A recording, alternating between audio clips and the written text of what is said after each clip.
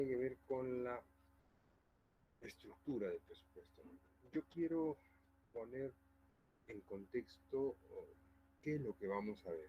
Es decir, les voy a mostrar todo el panorama y después trataremos de abordar cada uno de los componentes, poderla explicar un poco más a detalle.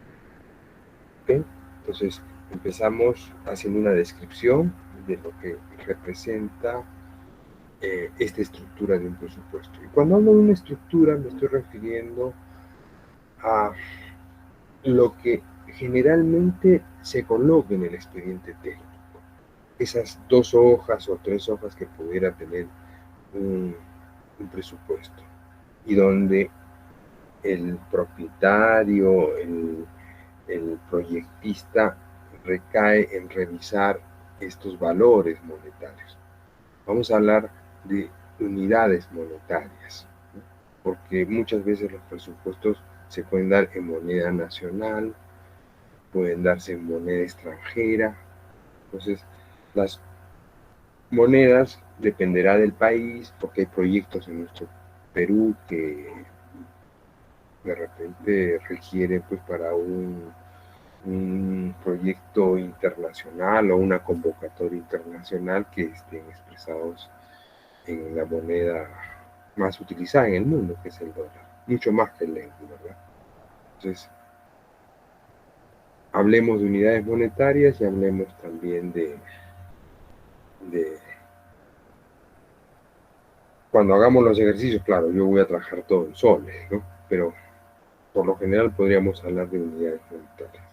Entonces, este, este quehacer nos compromete y es algo que, sin, que lo hacemos y lo desarrollamos habitualmente, ¿no? Es algo que no, para, para una persona, cualesquiera que fuera, no es algo ajeno, es algo que durante su vida lo ha hecho, ha presupuestado, ¿no? Ha sumado el hacer una fiesta de cumpleaños, el hacer una reunión social, demanda planificar qué es lo que vamos a hacer, qué es lo que vamos a invitar, qué es lo que vamos a poder o a tener que comprar para hacer la atención en esta reunión de tipo social, ¿no? Entonces, todos estamos conscientes de que alguna vez hemos hecho un presupuesto para cualquier evento, ¿no? Y esto recae en lo que se hace en los proyectos, ¿no? Un proyecto basándose en algo ya definido, que es el objeto de la infraestructura, puede ser un hospital, puede ser un colegio, una carretera, un reservorio, etcétera, nos define en los planos. El proyectista es lo primero que se elabora, los planos, y en base a estos planos nosotros determinamos aspectos que posteriormente los vamos a tener que presupuestar, ¿no? Entonces, ¿qué es presupuestar? ¿No? Es el arte de aplicar conocimientos científicos y empíricos para hacer conjeturas más realistas y estimar. Subrayo estimar, porque un presupuesto, dependiendo de la experiencia del, del analista de costo, va a poder ser mucho más próximo a la realidad, ¿no? Pero finalmente los presupuestos varían. Es que nadie me puede asegurar que ha habido un proyecto en donde el proyectista colocó que iba a costar, por poner una cifra, 750.000 y lo que ha gastado el constructor, el que ejecutó la obra, ha sido 750.000. Eso no, por eso el presupuesto es una estimación. Ahora, queremos que esta estimación sea lo más real posible, ¿no? Basándonos en la experiencia, en, en las revisiones, en el cuidado que se tenga al momento de hacer el presupuesto, sea lo más acertado posible, ¿no?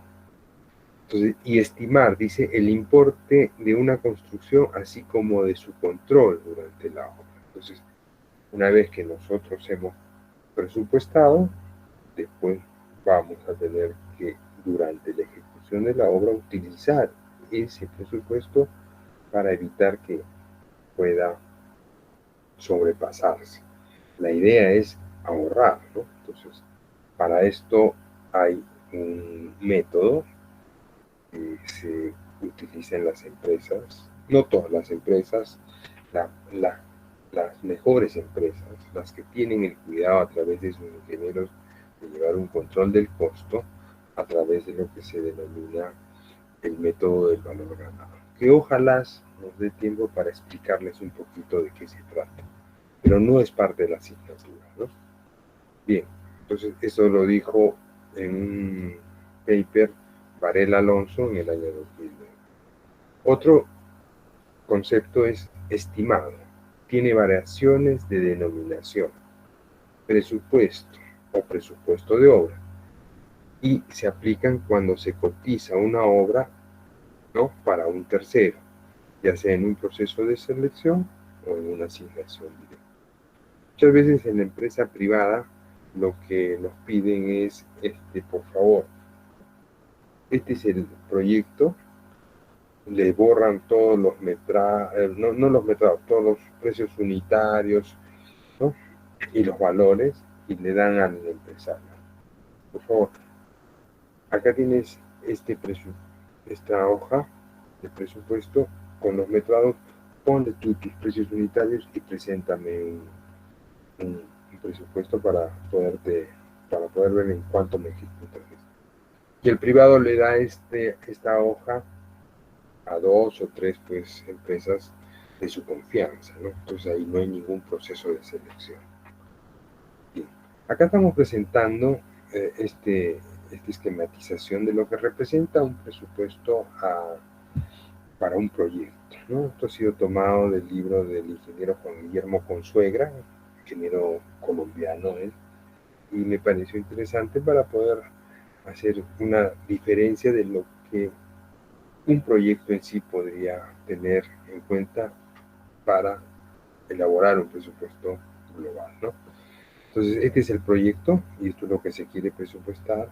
Dentro de lo que es el proyecto tenemos el lote o el terreno, tenemos los costos de obra y otros costos, ¿no? Dentro de los costos de obra estamos hablando de los costos directos y los gastos generales, muy similar a lo que en Perú manejamos, ¿no? En el caso de otros costos están los costos indirectos y los gastos comerciales, ¿no?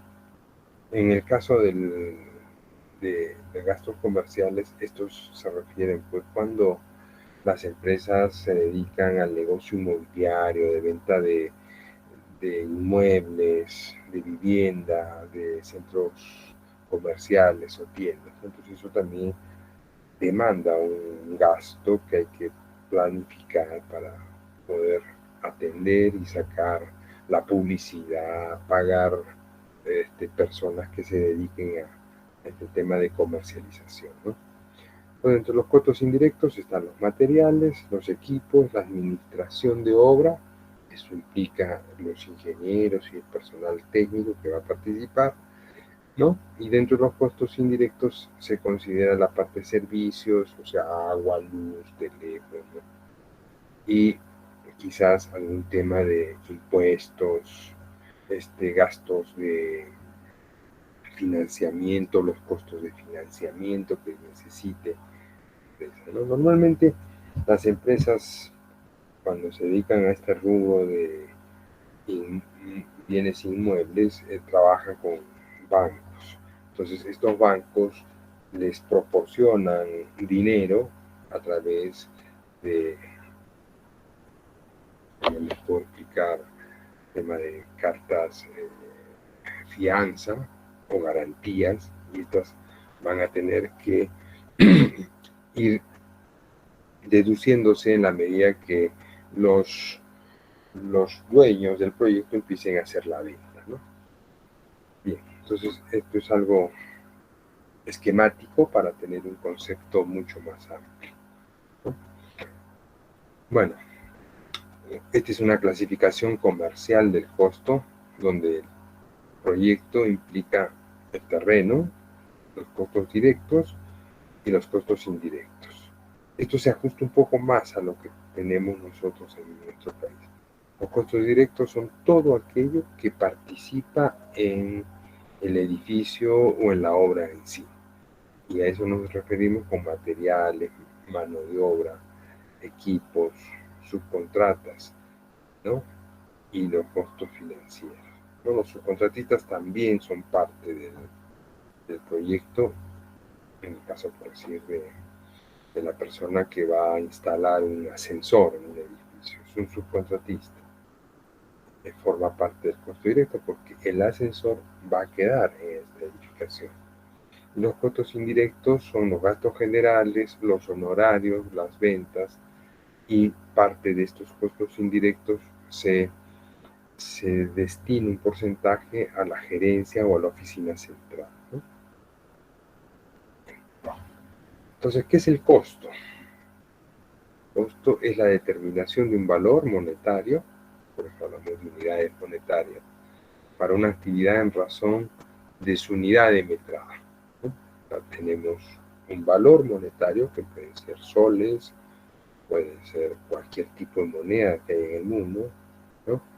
Dólares, euros, qué sé yo, ¿no? En razón de una unidad de metrada. Entonces aquí ya empezamos a relacionar el valor que va a ser estimado y calculado a través de un análisis y la cantidad de ese tipo de actividad a través de un metrado unitario.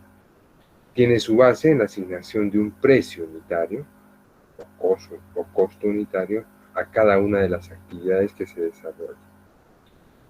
El costo unitario es la sumatoria de varios componentes que lo conforman. Para cualquier actividad necesitamos mano de obra, sí.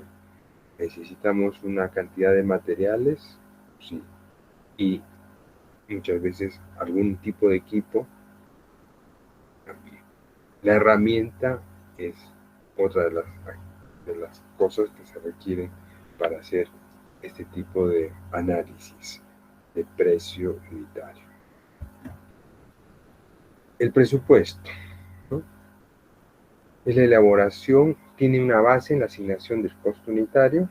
Hemos analizado este valor, tomando como referencia lo que acabamos de señalar, que es la mano de obra, que es el material y que es los equipos y la herramienta, ¿no? Y tenemos que hacer un listado de todo aquello que va a formar parte de esta edificación o de este proyecto o de esta infraestructura. Entonces, nosotros no se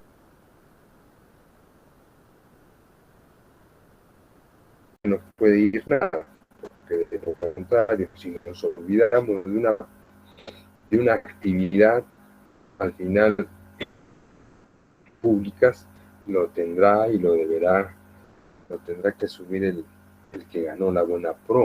Un poco abusivo, la verdad que sí, porque no debería, ¿no? Pero de acuerdo a las reglas de lo que es los procesos de selección, señala, pues, ¿no? Que hay plazos para que se revise este tipo de proyecto.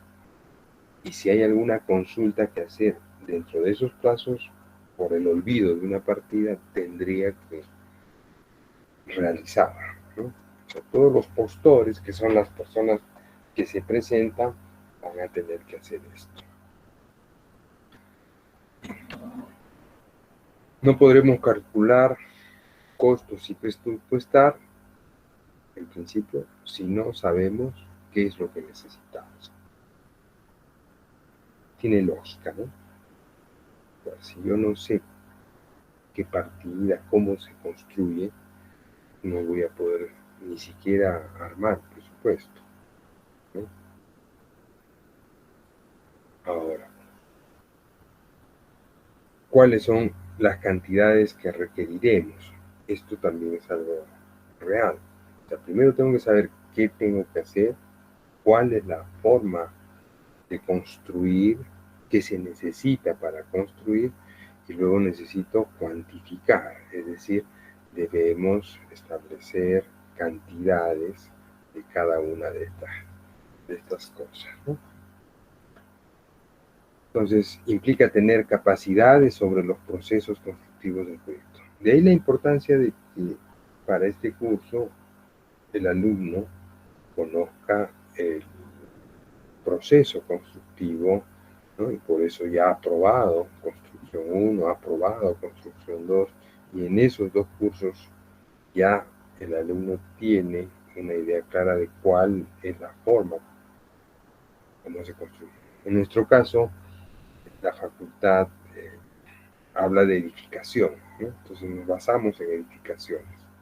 Seguramente que en los otros cursos de Caminos 1, Caminos 2, donde llevan ya el manejo de obras, también tendrán esa preocupación de enseñar cuál es ese procedimiento, ¿no? A pesar de que la parte de edificación, y si ustedes ya han revisado el Reglamento Nacional de Edificaciones, que me imagino que un alumno ya de cuarto año ha tenido siquiera la curiosidad de hojearse todo el Reglamento Nacional de Edificaciones.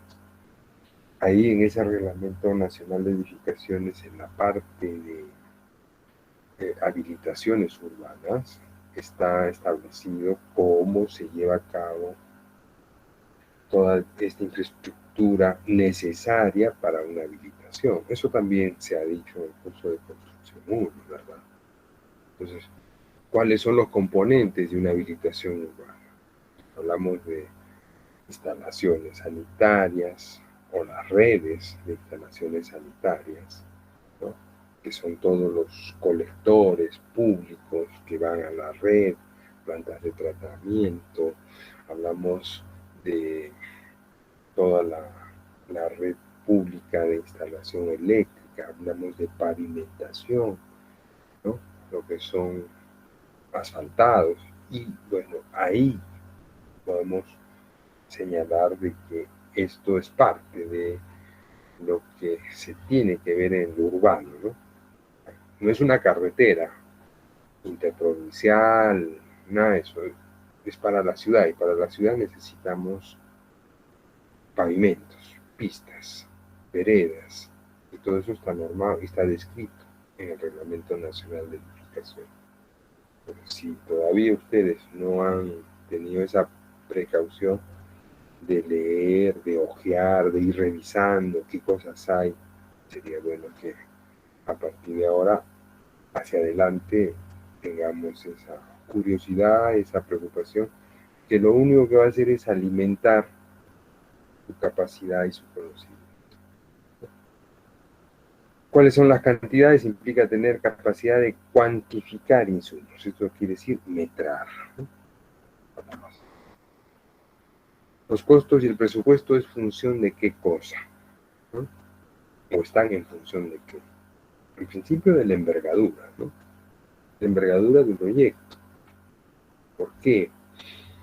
Porque el proyecto, si es algo sencillo, pues las actividades que desarrollamos para hacer, por decir, una vereda, van a tener un costo, un rendimiento mucho mayor, pero si ya las actividades son mucho más difíciles, complejas, entonces tendrán pues un mayor costo. Por eso decimos que está en función de la envergadura.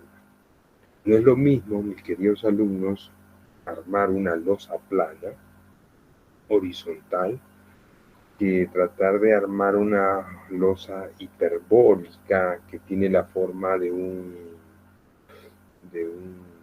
una ojiva, por decir, ahí tengo que inclusive diseñar el encofrado, tengo que, aunque todos los encofrados hemos dicho que deben ser diseñados, ¿no? Y que ya por la práctica, las veces que se ha utilizado estos encofrados planos para losas aligeradas o macizas, ya se estableció un patrón de cada cuánto deben colocarse los puntales, ¿no? Pero imagínense una losa como la del terminal terrestre. Los que han viajado, levanten la vista, vean esa forma caprichosa que tiene, porque es una cáscara, ¿no? Entonces todo eso hay que tenerlo en cuenta, y esa es la envergadura, ¿no? Esa es la complejidad que tiene el proyecto. Otro aspecto es el tiempo, ¿no? Porque por la complejidad que tiene el proyecto va a demandar mayor tiempo, y esto va a implicar un mayor costo necesariamente, ¿no? Otro es la ubicación. La ubicación, dependiendo del traslado que haya que hacer de muchos de los insumos a la zona donde se va a trabajar. Ha habido proyectos en la selva donde no había selva virgen, donde no había forma de accesar, y por lo tanto había que llevar muchos de los materiales, el traslado en el helicóptero, ¿no? ¿Por qué? Porque hacer una carretera muchas veces no iba a demorar mucho. Entonces, para todo esto de las instalaciones del gasoducto, se ha utilizado pues transporte aéreo para poder llevar todos los materiales que se requerían, ¿no? Entonces, vamos un poquito abriendo este panorama de la implicancia que tienen los costos dentro de los proyectos, ¿no? Entonces, el cálculo del costo en un proyecto de infraestructura es una preocupación para los ingenieros. La ingeniería, cuando se desarrolla bajo los principios, tiene que ver un poco con la economía. Entonces, el proyectista, el calculista y todo el equipo de trabajo ve primero la parte de la seguridad como aspecto primordial y fundamental, ¿no? Porque no podemos permitir que nuestros proyectos de ingeniería para infraestructuras fallen y ocasionen daños materiales, ¿no? Daños quizás en las personas. Entonces la seguridad es nuestro principal motivo de que nuestros proyectos sean completamente seguros. Y el segundo aspecto es ver el tema de la economía, ¿no? De utilizar lo necesario. A eso se le denomina ingeniería de valor, ¿no? Es otra palabra que últimamente se está utilizando bastante, ¿no? Entonces, hay preocupación al momento de presupuestar, porque muchas veces pues son cosas que nunca se han hecho o que carecen de información por cuestiones de que los rendimientos no serán los mismos. Entonces asumimos algunos aspectos porque no podemos decirle al cliente, oye, ¿sabes qué? No podemos presupuestar porque no tengo el rendimiento de excavación en ese sector, no, nunca ha habido nada.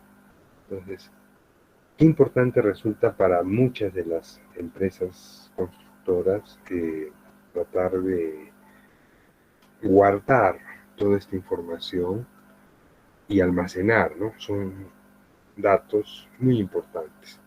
Los rendimientos, sobre todo ese aspecto, el consumo del material.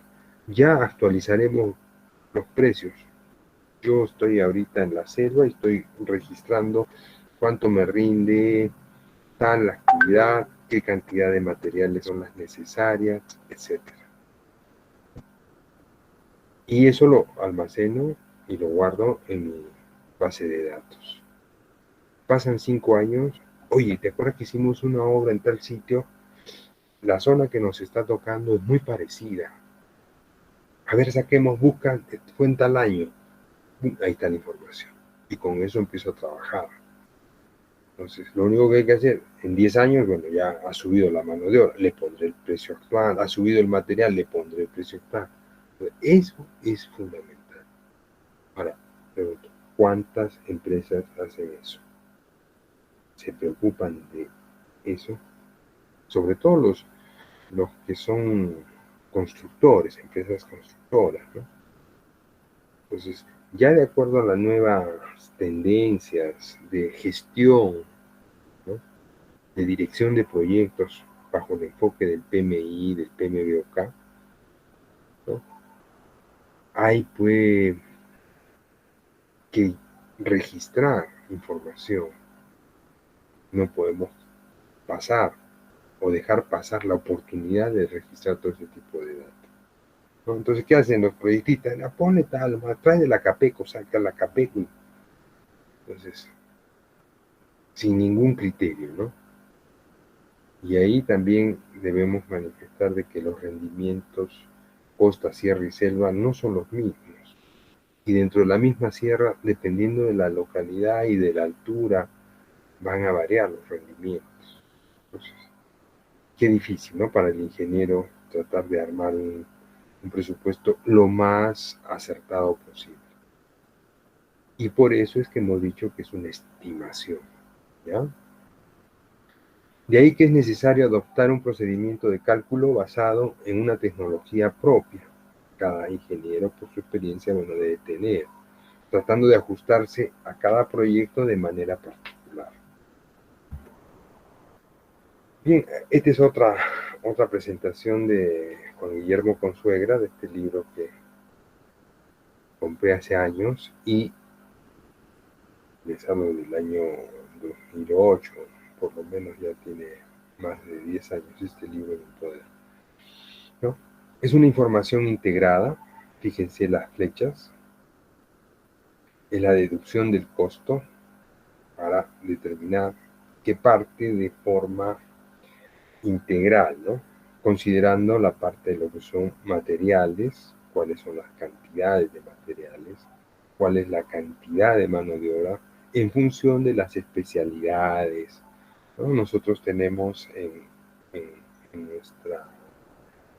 el Perú 3 categorías definidas, ¿no?, para lo que es mano de obra: lo que es operarios, lo que son oficiales y lo que son ayudantes, ¿no? Entonces entren al régimen especial de construcción civil y van a ver que solamente hay estas 3 categorías, ¿ya?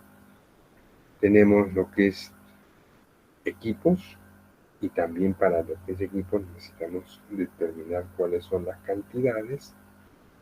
Ahora, dependerá de la potencia que tenga el equipo, ¿no? Hay diferentes marcas, diferentes unidades en el caso de cargadores frontales, ¿no?, desde lo más pequeñito que tenga un botcat hasta lo más grande que podría ser un cargador, pues un 969 que tiene casi 3 yardas cúbicas de capacidad en el ampón, ¿no? Ahora, no hablo los de minería, porque definitivamente esos señores, nosotros los de construcción, al lado de la minería somos pues enanitos, ¿no? Bien, entonces, todo esto que conforma, ¿no?, lo que se va a necesitar para el costo directo, nos permite desarrollar un análisis unitario del costo, ¿no? Este análisis unitario va a recaer en el presupuesto, ¿no?, y por lo tanto podemos manifestar que tal obra cuesta tanto. Ahora, aparte, necesitamos ver el costo que representa el diseño de este expediente técnico. También tiene un costo, ¿no? También tenemos que ver cuál es la programación que tiene el proyecto, ¿no? Entonces, nosotros vamos a ver en el tema de programación algunos aspectos importantes, pero elementales. Eso quiero aclarar, porque no nos va a dar el tiempo para poder abarcar todo lo que es planificación, programación de obras, ¿no? Y es algo de lo que ya he manifestado también a nivel de, ¿qué se llama?, de la sección académica de construcción, ¿no? Porque nos están reduciendo plazos y el tiempo, las semanas que tenemos son muy ajustadas. Este curso que lo he dictado en el año 2018-2019 para la currícula anterior tenía 6 horas semanales, 4 horas de teoría y 2 horas de práctica. Ahora nos han puesto 2 horas de teoría y 2 horas de práctica. Yo voy a poder manejar, esa es la ventaja, que voy a llevar teoría y práctica. Entonces trataremos de dar lo mejor que se pueda en ese sentido, y probablemente el trabajo práctico lo tengan que desarrollar entre sábado y domingo de acuerdo a lo que se les vaya a ir dejando, ¿no? Bien, entonces seguimos adelante. Entonces, dentro de lo que es el presupuesto, los objetivos, establecer a priori el valor referencial de un determinado proyecto en el desarrollo del expediente técnico, ¿no? Que muchas veces a nivel de proyecto se puede ir ajustando y corrigiendo, ¿no? Dependiendo de los valores, que si son muy altos, de repente el cliente dice no es demasiado, a ver, ¿en qué podemos reducir? No bajando el tema de seguridad, pero quizás obviando algunas cosas que fueron contempladas en el proyecto, o de repente en el tema del costo, viendo algún material que podría ser reemplazado por otro de menor calidad, de menor costo, pero que sin embargo no repercute ni afecta el tema de la seguridad de toda la estructura en su conjunto, ¿verdad? Identificar las actividades que están incidiendo con mayor valor monetario y analizarlas para su modificación o cambio, ¿no? Es lo que acabamos de explicar.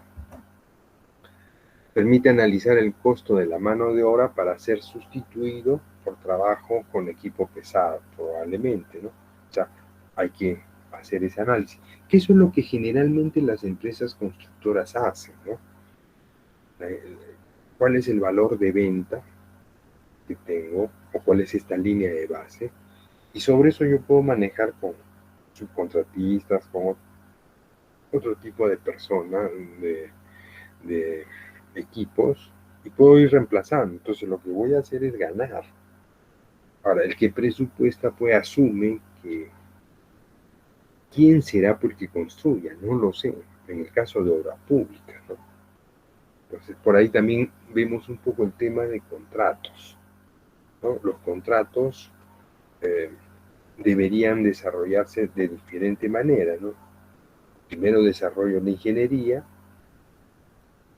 después desarrollo el proceso de selección y después se ejecuta la obra con el ganador, ¿no?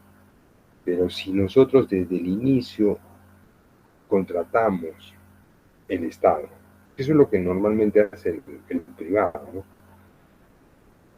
Que tú seas el responsable de hacer el proyecto, desarrollar la ingeniería y después ejecutarlo y ponerlo operativo, entonces ahí no habría errores, ¿no?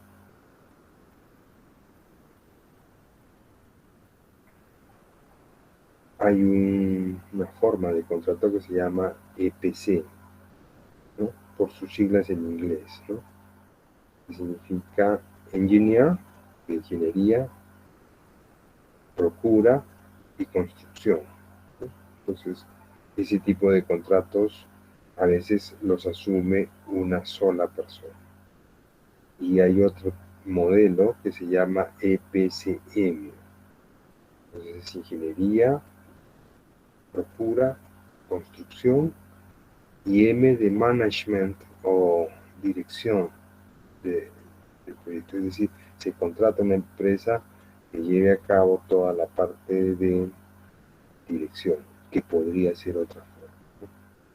Pero en nuestro medio, en nuestro país, no se está dando esto, ¿no? Entonces, unos son los proyectistas, otros son los constructores, y nunca han conversado y por lo tanto pues no saben, el que hace el presupuesto asume de que el el que gane va a utilizar los materiales básicos, ¿no? Su encofrado va a ser a base de madera, ¿no? Y de puntales, de eucalipto, pie derechos, de madera tornillo. Eso es lo que asume, ¿no? O de repente puntales telescópicos. Pero si podríamos ir un paso más adelante y utilizar ya las viguetas pretensadas que venden para un tipo de losa donde no requiera o no demande mayor encofrado y puntales, ahorraría todo ese bosque de madera, ¿no? Entonces, el proyecto está siendo desarrollado en base a una ingeniería básica, ¿no? Que eso es lo que no se busca, porque eso demanda más tiempo, tiempos de fraguado, ¿se dan cuenta? Entonces hay que cambiar esa forma de trabajo. Pienso que ojalá ya hay unos primeros indicios de modernizar el aparato estatal para que los contratos sean pues, mucho más eficientes, ¿no? 4 dice elaborar una fórmula de reajuste por la variación de la inflación económica que afecta directamente los componentes del costo unitario, ¿no? Y esto es algo que se da por las leyes de la economía, ¿no? La economía tiene una depreciación en la moneda. Es decir, a medida que transcurre el tiempo, nuestra moneda y el sol va a sufrir una depreciación, va a valer menos, ¿no? Y la comparación más simple que podría hacer es en el año 2001, 2002, uno con un sol podía comprar 10 panes, que era un producto. Hoy día con un sol creo que se compra 3 panes. Si la moneda no hubiera variado en cuanto a su poder adquisitivo, ahorita seguiríamos comprando los 10 panes, pero no. Entonces el sol cada vez vale menos. Y eso ocurre en un proyecto y cuando tenemos un valor monetario fijado de contrato, en el caso de precio, contratos a suma alzada o precio fijo, entonces no nos van a pagar de más. Pero lo que sí nos van a hacer es compensar por el tema de esta depreciación. Solo vamos a ver en la fórmula polinómica un poco más a detalle. Algunas definiciones, ¿no? Sacadas de las leyes y de la normativa peruana, la ley 30.225, que es la ley de contrataciones del Estado, da estas definiciones, que las leemos simplemente, ¿no? Presupuesto de obra, valor económico de la obra estructurado por partidas con sus respectivos metrados, análisis de precios unitarios, sus gastos generales, su utilidad y los impuestos. En nuestro caso, mantenemos el 18%, ¿no? Otra definición, valorización de una obra, ¿no? Es la cuantificación económica de un avance físico en la ejecución de obra, realizada en un periodo determinado.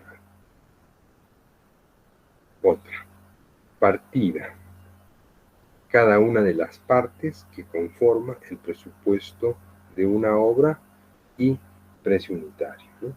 Es decir, que en esta estructura presupuestal vamos a tener varias partidas, ¿no? Entonces, otro, gastos generales, ¿no? Que son aquellos costos indirectos, ¿no? Relacionamos un poco la imagen que vimos del ingeniero Consuegra, ¿no?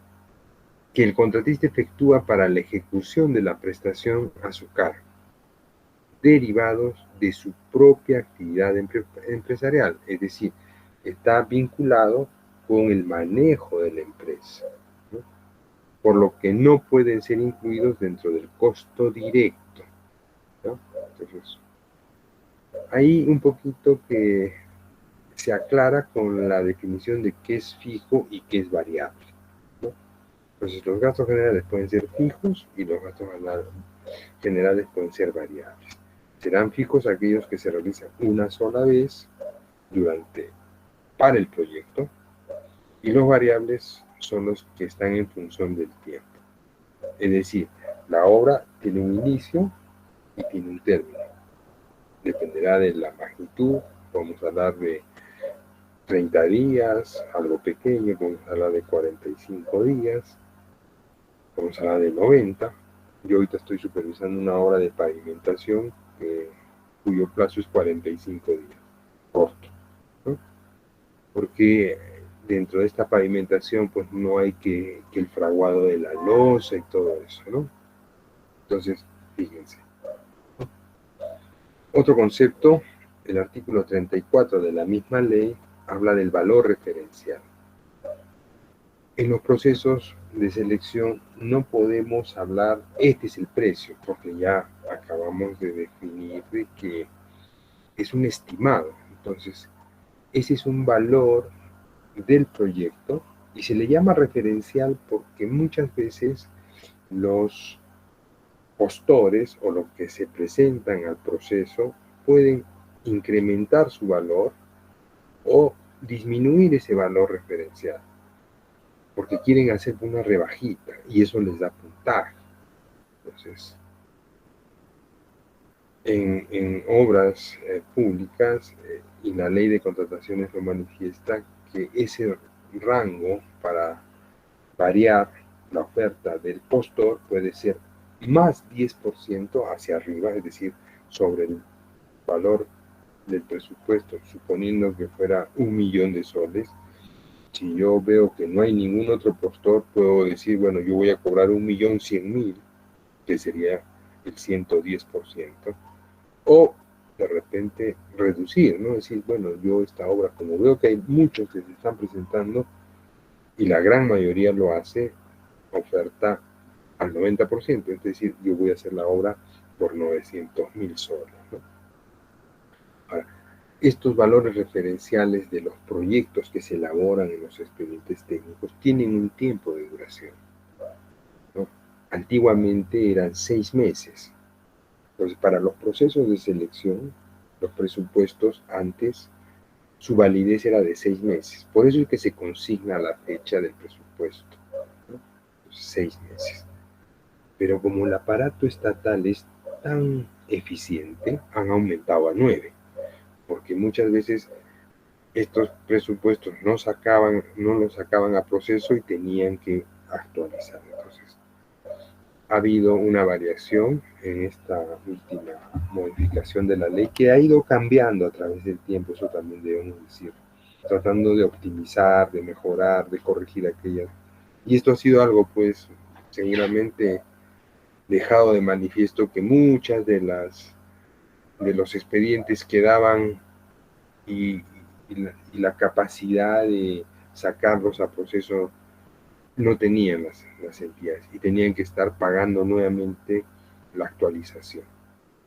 Pasados los 9 meses, actualmente, por eso es que se consigna la fecha en el presupuesto, ese presupuesto tiene que actualizarse con nuevos precios. En el caso de bienes, era 3 meses, que también el Estado compra bienes, compra servicios y construye obras. Entonces hay una diferencia entre los bienes, por decir, la adquisición de computadores, la adquisición de papel, la adquisición de cualquier otro tipo de material que sea necesario. Entonces, en ese caso, el periodo de validez de esas propuestas, de esos presupuestos para los procesos era 3 meses. No, creo que eso no se ha variado, pero en el de obra sí. ¿Ya? Bien, sigamos. Valor referencial, ¿no?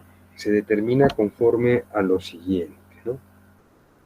En la contratación, dice, para la ejecución de obras corresponde un monto de presupuesto de obra establecido en el expediente técnico de obra aprobado por la entidad. La entidad, a través, sea un gobierno local o un gobierno regional, somete a una sesión y dice, bueno, este es el proyecto, y los consejeros regionales o los miembros que conforman el consejo en el gobierno local, es decir, todos los regidores, aprueban y dicen, bueno, ya está bien, se aprueba, ¿no? Y con eso sale a proceso, ¿no? Para obtener dicho monto se realizan las indagaciones del mercado. Entonces, todo expediente técnico tiene que adjuntar cotizaciones, eso se llama cotizar, ¿no? Que permitan avalar el análisis de los precios unitarios, de tal manera que estas partidas y subpartidas tengan pues un respaldo. Entonces, todo expediente técnico, el proyectista pues sí tiene que poner cotizaciones de cemento, 3 cotizaciones, y estimar. En el caso de agregados, tiene que poner 3 cotizaciones. No es un valor al azar, no es que me lo inventé, ¿se dan cuenta?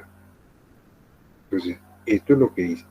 Ahora, en el sector privado, bueno, pongan lo que quieran, pero por ahí es muy probable que muchos de los privados digan, a ver, tus cotizaciones. Entonces se arma todo un archivador con boletas de empresas que han cotizado y con eso se respalda el precio unitario, ¿no? Entonces, importante también.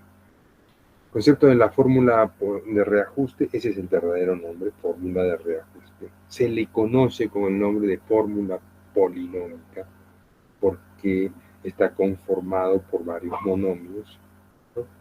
En el caso de contratos de obra, dice pactados en moneda nacional para el Perú, por eso solamente este año. Los documentos del procedimiento de selección establecen las fórmulas de reajuste, las valorizaciones que se efectúen a precios originales del contrato y sus ampliaciones son ajustadas multiplicándolas por el respectivo coeficiente de reajuste K, así es como se denomina, ¿no? Coeficiente de reajuste K. Como digo, eso lo vamos a ver.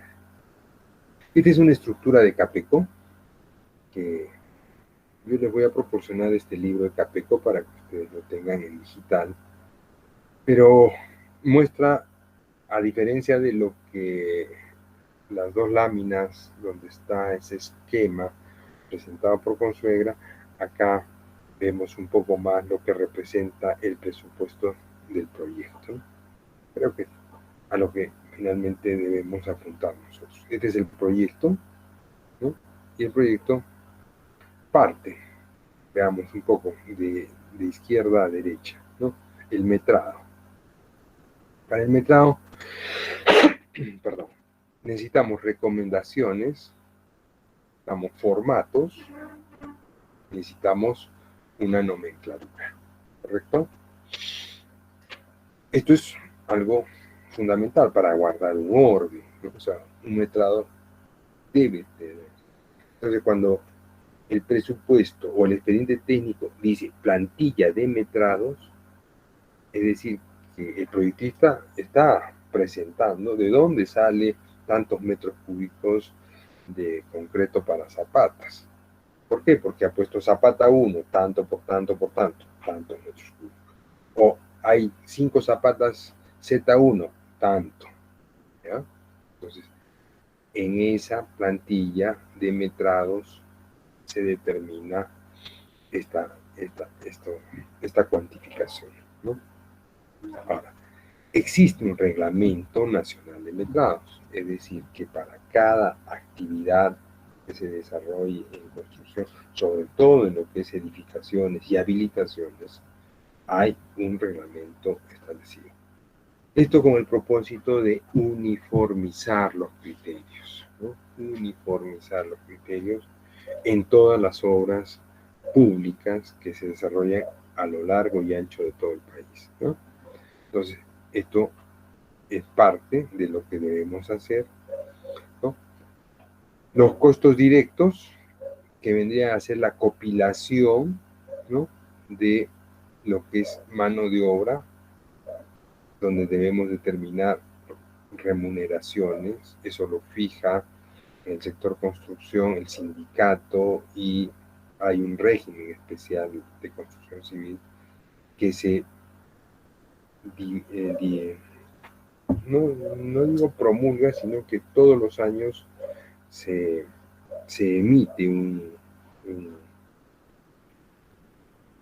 una plantilla de todos los jornales, ¿no? Que normalmente está vigente desde el 1 de junio del año en curso hasta el 31 de mayo del siguiente año, ¿no? Entonces, eso ya es algo normado y la vigencia para elaborar un presupuesto tiene que tomar en cuenta eh, este tema de remuneración. Y esto aplica pues todos los beneficios sociales y el tema de rendimiento, ¿no? ¿Cuánto rinde una cuadrilla de tal actividad? Entonces, esto ya la Cámara Peruana de la Construcción ha establecido una estandarización que son referentes y en eso también tenemos que tener un poco de cuidado en tomar esta información de la Cámara Peruana de la Construcción, porque son estándares, ¿no? No son los más altos ni los más bajos. Cuando yo entro en competencia para una determinada obra, necesariamente tomo esa, si no conozco, bueno, a no tener nada, por lo menos esta referencia me sirve, ¿no? Pero si yo me voy a poner a concursar con tal empresa y esa empresa tiene sus propios datos, probablemente sus rendimientos sean mucho más altos y por lo tanto su precio, ¿no?, en cuanto a mano de obra va a bajar, si me entienden, ¿no? Entonces, esto es un poquito lo que podríamos decir de la importancia que tiene esta información. Equipo y herramienta, y dentro del equipo y herramienta son los costos de equipos y los costos de herramientas, dependiendo de la actividad, ¿no? Y los materiales, cuál es el aporte unitario y cuál es el precio, ¿no? Entonces, todo esto, por eso yo digo, se debería definir, y algún ingeniero le escuché en alguna conferencia que no debería ser el precio unitario, sino debería ser el análisis de costo unitario, ¿no? Porque los precios son lo que corresponde a los materiales. Si bien es cierto, va a ser el precio del edificio, que podría decir que ese es el valor de venta, pero este precio está conformado por varios costos que lo conforman, ¿no? Entonces, la actividad debería ser, para mí, en mi opinión personal, el costo unitario, ¿no? Por eso acá le ponen costo unitario. Costo directo, conformado por estos valores, y este es el costo unitario, ¿no?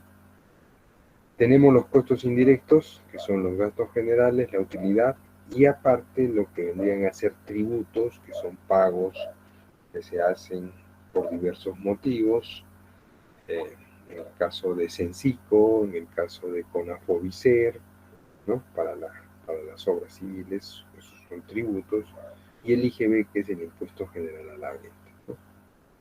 Entonces, metrado, fundamental, el metrado lo vamos a multiplicar por el costo unitario y vamos a tener un valor, eso se denomina costo directo, tenemos el costo indirecto y tenemos los tributos. Entonces, todo eso da opción al presupuesto del proyecto, ¿no?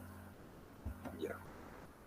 Acá tenemos los componentes de manera muy rápida, los vamos a describir, ¿no?